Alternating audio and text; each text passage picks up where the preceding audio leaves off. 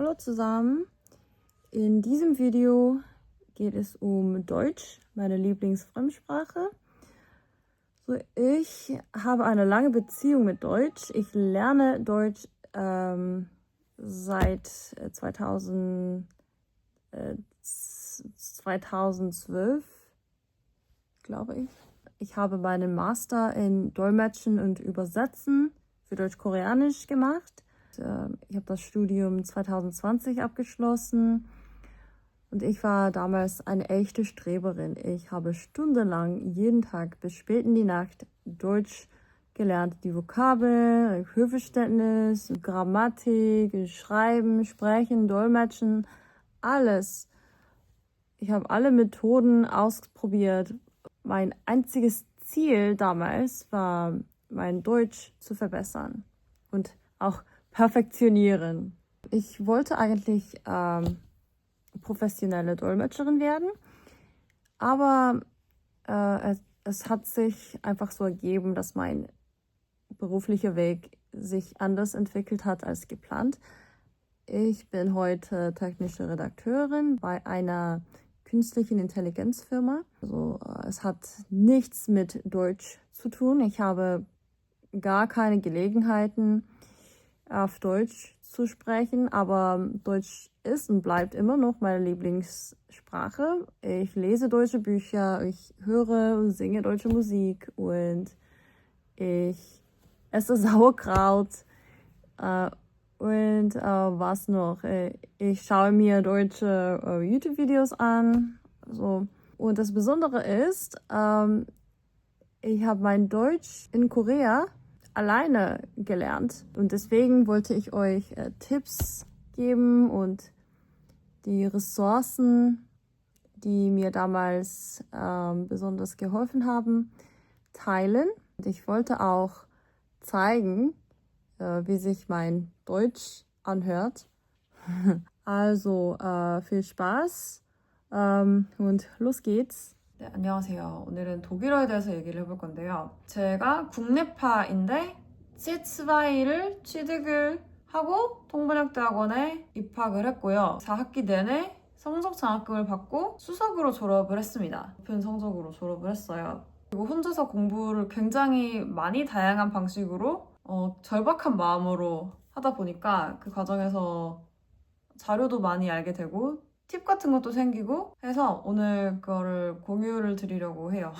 영상을 여러 개를 만들어야 될 것 같은데 일단 제가 제일 중요하다고 생각하는 부분만 일단은 말씀을 드리겠습니다. 첫째로는 그 독일어 문법이 좀 복잡하다 보니까 말하는 게 좀 어렵잖아요. 그 문장을 빨리 만드는 게 어렵다 싶으신 분들은 읽고 녹음하는 거를 매일 하시면 됩니다. 이거 교수님이 알려주신 방법인데요. 제가 통대에 처음 입학했을 때 욕심이 되게 많았어요. 독일어를 되게 잘하고 싶었어요. 그래서 교수님한테 그 수업 듣는 거 외로 제가 더 할 수 있는 게 있겠느냐고 여쭤봤는데 교수님이 그러면 내가 시키는 대로 한번 해봐라. 할 수 있겠느냐. 그래서 당연히 할 수 있죠. 네이버에 이런 데 들어가서 뉴스 한 단락씩 골라요. 한 단락 넘었나? 하여튼 그렇게 길지 않은 뉴스 한 편을 골라서 그거를 읽고 녹음을 하고 하는 거를 5번을 해서 교수님한테 보내드렸어요. 그럼 교수님은 그거를 들어보시고 피드백도 주시고 하셨거든요. 그거를 한 학기 내내 계속 했었어요. 그때는 그 당시에는 공부 루틴이 있었는데 하여튼 제 루틴 중에 하나였고 이거를 하고 나서 저는 많이 늘었다고 생각을 했거든요. 그래서 여러분들도 읽고 녹음하고 그 원어민 발음이랑 비교해보고 하는 과정을 하시면 도움이 많이 됩니다. 두 번째는 영어를 잘하는 게 도움이 되게 많이 돼요. 제가 남들보다 좀 빨리 배웠거든요. 그게 사실 영어를 잘한 덕분이라고 생각합니다. 제가 언어 자체를 좀 빨리 배우는 것도 있긴 한데 영어를 잘하는 게 굉장히 도움이 많이 돼요. 일단 단어가 비슷한 것도 많고 같은 게르만 어잖아요. 영어를 한번 좀 심도 있게 해본 사람은 독일어를 훨씬 더 쉽게 배워요. 이거는 근데 독일어뿐 아니라 스페인어도 빨리 배우고 프랑스어도 빨리 배우고 하는 외국어가 늘어날수록 추가적인 외국어 배우는 일단 심리적 장벽도 낮아지고 뭐 문법이나 어휘 그런 게 겹치는 부분이 약간이든 있어서 그런 건지는 모르겠지만 하여튼 더 수월하게 배우는 것 같습니다. 그리고 이거는 뭐 한 B2부터 해당이 되는 사항인 것 같은데요. Bildungssprache라고 그 독일어에서 교양 어가 있어요. 좀 학술적인 글에서 쓰이는, 그러니까 일상적인 회화에서는 신경을 안 쓰셔도 됩니다. 배아인 쓰시면 신경 안 쓰셔도 되는데 수준이 높아질수록 나오는 이 Bildungssprache가 영어랑 거의 똑같이 생겼어요. 그래서 제가 저는 고등학교 때 그 GRE, 그러니까 미국 대학원 시험에서 보는 GRE 단어 있잖아요. 그거를 다 외웠었거든요. 영어 특기자였기 때문에. 독일어의 교양어가 제가 영어에서 외웠던 어휘랑 거의 똑같이 생겨서 독일어에서는 수준이 올라갔을 때 좀 많이 수월하다는 걸 느낄 수 있었어요. 예를 들자면 die Perspektive, die Perspective, das Konzept, Concept, die Konsequenz, Consequence, die Relevanz, Relevance, die Motivation, Motivation 이렇게 거의 똑같이 생긴 것들이 독일어가 수준이 올라갈수록 많이 등장을 합니다. 물론 지금 독일어를 배우셔야 되는데 영어를 잘하면 도움이 된다고 하면 아니 외국어를 하나 더 배우라는 거야? 지금 장난해? 라고 생각하실 수 있는데 여유가 되신다면 저는 진짜 추천드려요. 왜냐면 독일어 자료 자체도 영어가 훨씬 방대합니다. 한국어도 요새는 자료가 많긴 한데 영어랑 비교가 안 돼요. 그래서 공부를 할 때 그 자료의 그 방대함을 생각하면 영어를 잘 하는 게 굉장히 도움이 많이 됩니다. 나중에 커리어 측면에서도 만약에 뭐 지금 독일어 전공을 하신다면 영어를 잘 하는 게 커리어 측면에서도 훨씬 도움이 많이 됩니다. 계위가 다른 얘기인데 공부를 할 때 집중해야 되는 부분 이것도 통번역대학원 교수님이 저한테 말씀을 해주신 거예요.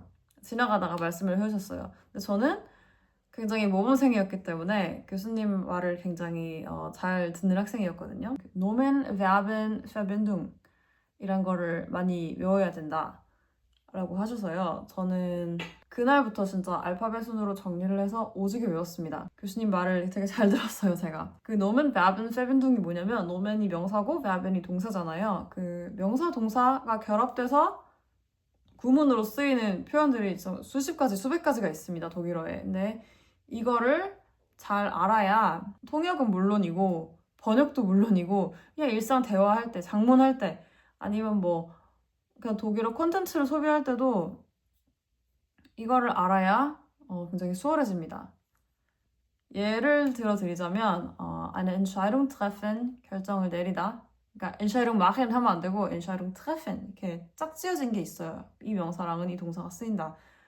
그리고 여기다가 전치사까지 붙으면 전치사가 몇 격 명사랑 쓰이는지 이런 것도 다 외우셔야 되는데 그냥 외우지 말고 통문장으로 외우시면 됩니다. 통문장으로.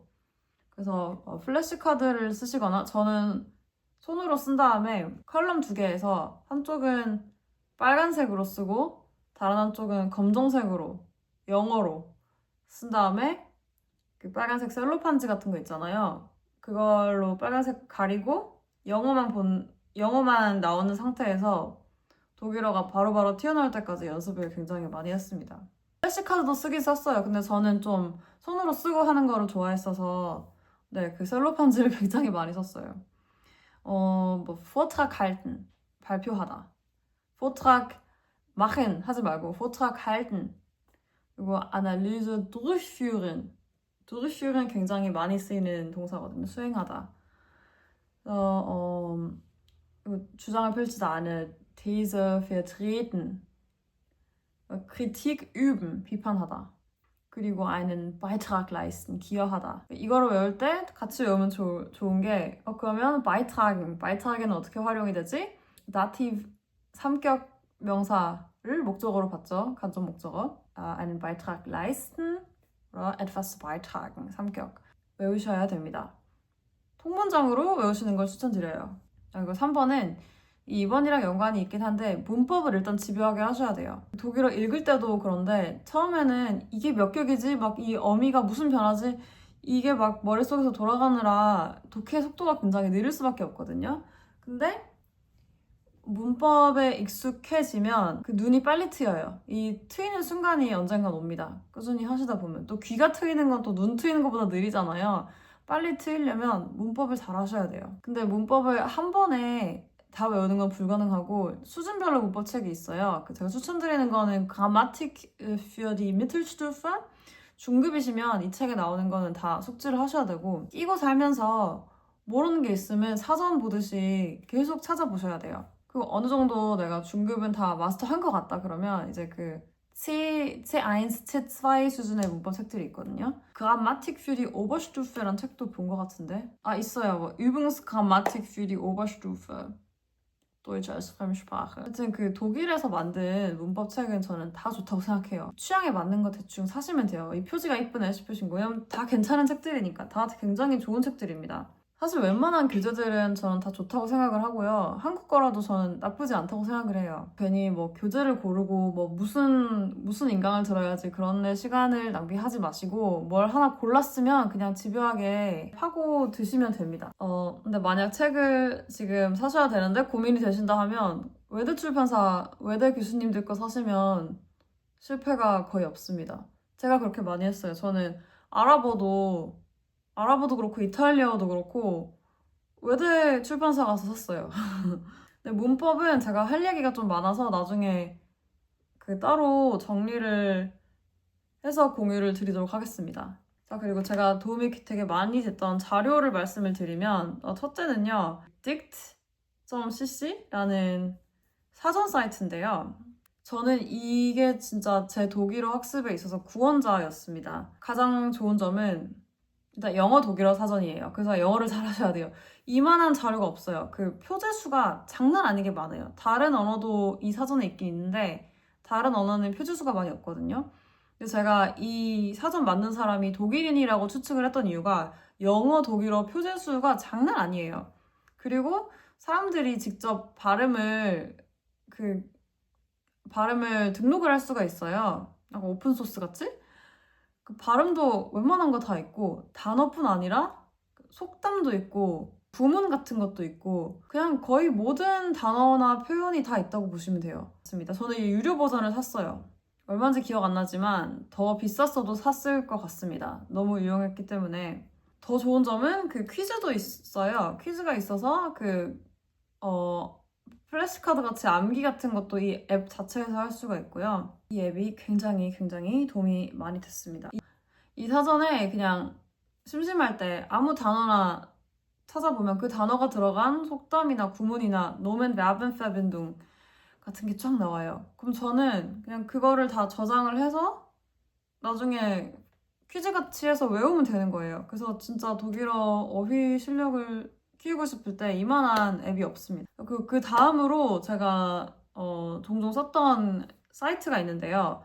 그 우리나라 지식인 같은 거예요. Gute Frage. Gute Frage 재밌는 게 굉장히 많아요. 그 독일인들이 인터넷에 글을 쓰거나 댓글을 쓸 때 그 특유의 말투가 있거든요. 뭔가 진지한. 근데 또 젊은 사람들은 문법도 틀리고 좀 엉망으로 쓰기도 하는데 그마저도 독일어를 배우는 자료가 돼요. 구어체는 이렇게 쓰는 거구나. 독일인들의 사고방식도 살펴볼 수 있고요. 예를 들어 공부하기 싫다 이런 거 치면 독일 학생들이 공부하기 너무 싫다. 진짜 해야 되는 건 아는데 너무 하기 싫다. 막 이렇게 진지하게 인생 고민을 털어놓고 독일 어른들이 그에 대해서 조언을 해주시는 그런 것도 찾아본 적이 있고요. 저도 글을 너무 쓰고 싶어서 한번 그때 본가 살 때 강아지가 있었거든요. 강아지가 좀 뚱뚱했어요. 그래서 강아지 사진을 올린 다음에 독일어로 우리 강아지 너무 뚱뚱하지 않냐 이렇게 어그로 끌면서 질문을 올렸는데 영상을 만들다가 한번 궁금해서 찾아봤어요. 근데 다행히 아직 계정이 살아있더라고요. 보시면 9년 전에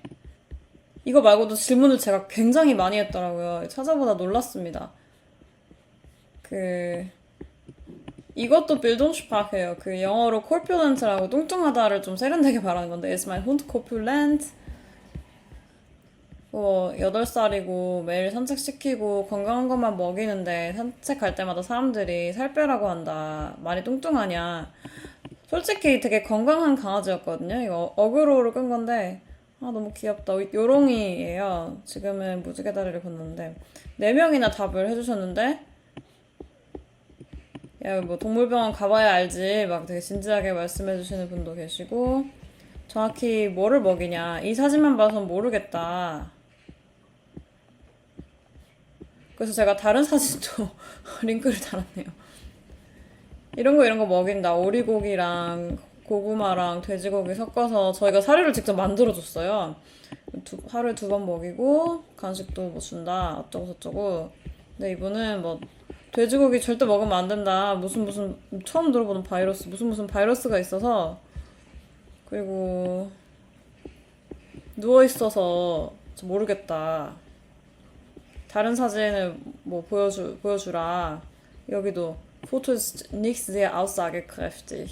Manchmal eins, wo er steht. 서 있는 사진 보내달라. 그 제가 뭐 링크로 보내줬나 봐요. 그러니까 아, 좀 살이 있네. 그 간식은 좀 적게 주고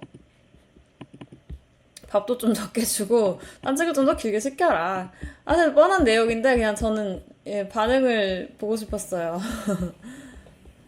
독일어 공부를 열심히 할 때는 밖에도 안 나가고 취미도 독일어, 노는 것도 독일어, 그냥 시간 날 때 독일어 관련된 것만 했었습니다. 그리고 유튜브 채널을 또 몇 개 소개를 해드릴게요. Mr. Listen to Go라는 채널인데 시사 교양 같은 거. 일단 그 독일 남성분께서 굉장히 설명을 잘 해주세요.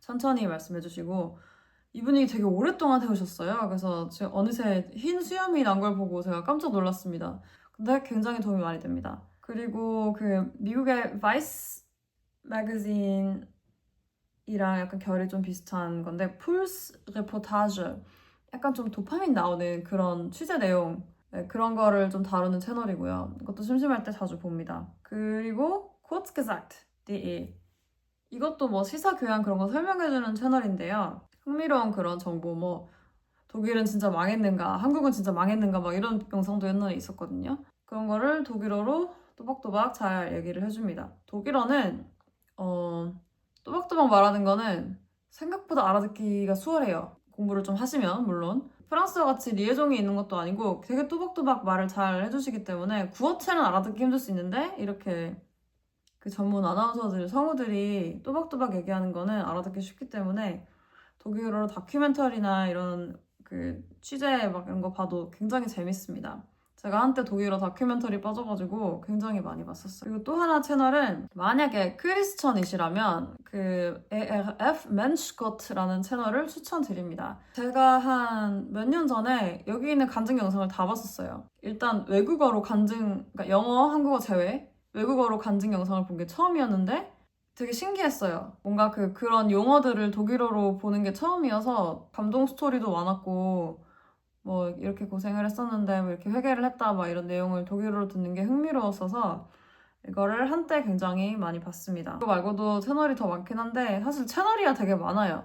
또 저는 지금은 아닌데 제가 발음을 좀 예쁘게 하고 싶어서 제 또래 여자 유튜버들을 많이 찾아본 다음에 말투가 마음에 드는 사람들만 추려가지고 그 사람들 거를 계속 봤었어요. 따기비라고 거의 초반부터 그 채널이 급성장해서 나중에는 지금 뭐 몇백만?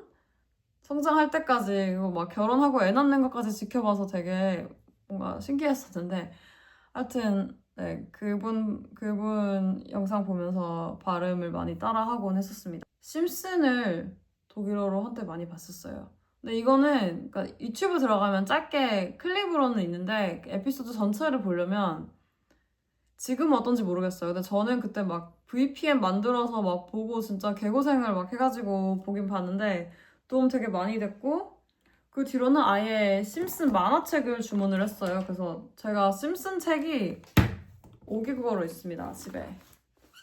이거는 스페인어랑 프랑스어 심슨이고요. 독일어도 지금 더 어딘가 있고 이거 영어 심슨도 있어요. 실수로 샀어요, 이거는. 독일어인 줄 알고 샀는데 등장인물들이 교육 수준도 다 다르고 성격도 다 달라서 상당히 다양한 발화와 표현을 배울 수가 있거든요. 제가 특히 좋아했던 거는 그 미스터 번스. 되게 지적인 그런 말투여가지고 네. 뭔가 이 공부 방법이 지루해질 때 최대한 신선한 방법을 계속 찾아보려고 했었거든요. 안 질리도록. 그게 되게 도움이 많이 됐던 것 같아요.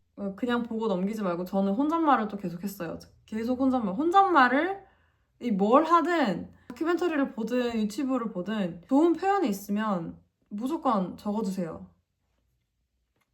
무조건 적어두고 외워야 돼요. 플래시카드를 하든 아니면 어떻게 뭐 본인이 잘 외워지는 암기 방법을 쓰든 무조건 그냥 보고 넘기면 안 됩니다. 그리고 해리포터도 독일어로 읽었었고 그 디즈니를 좋아하신다면 디즈니 노래들도 독일어로 다 있거든요. 어떤 거는 그 독일어 언어랑 좀 안 어울려서 안 듣게 되는 것도 있어요. 저는 위키드 파퓰러를 독일어로 들어봤는데 이거 좀 이거 아니다 싶어가지고 그거는 그냥 영어로만 듣습니다. 어쨌든 이 자료는 굉장히 많은데요. 사실 자료가 부족한 게 문제는 아니에요.